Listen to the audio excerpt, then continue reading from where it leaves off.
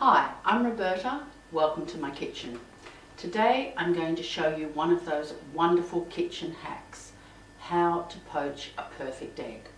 Once you know, you'll feel like a culinary rock star. What do we need? Some vinegar. Good old-fashioned white spirit vinegar if you happen to have it. Otherwise you could use an inexpensive white wine vinegar. We need a saucepan, a large saucepan of boiling water, which I have on the stove behind me, a slotted spoon and a plate with some kitchen paper. Let's go to the stove and poach eggs. So our water's on to come to the boil. The saucepan's about half full. We're going to add about a tablespoon of white spirit vinegar. If you don't have white spirit vinegar, white wine vinegar, just an inexpensive white wine vinegar is fine. So once it comes to the boil, we turn it down to a gentle simmer and we create a whirlpool. And you'll see the whirlpool is the magic part.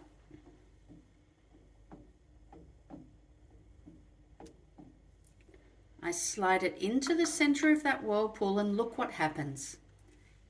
The whirlpool wraps the white around the yolk, and in a couple of minutes we're going to have a beautifully poached egg. So after a couple of minutes, depending on how set you like your egg, I like mine with the white set and the yolk still quite runny, we can scoop it out of the water.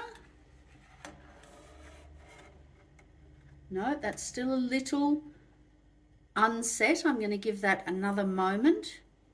I know France would eat it like that with the white still runny, but I want my white fully set. Now the beauty of this is you can do these poached eggs a little bit in advance and just have them sitting aside and then serve them when you're ready. So after another minute, that's as set as I want it to be. Out it comes, onto some paper towel to drain, and I'm going to poach one more.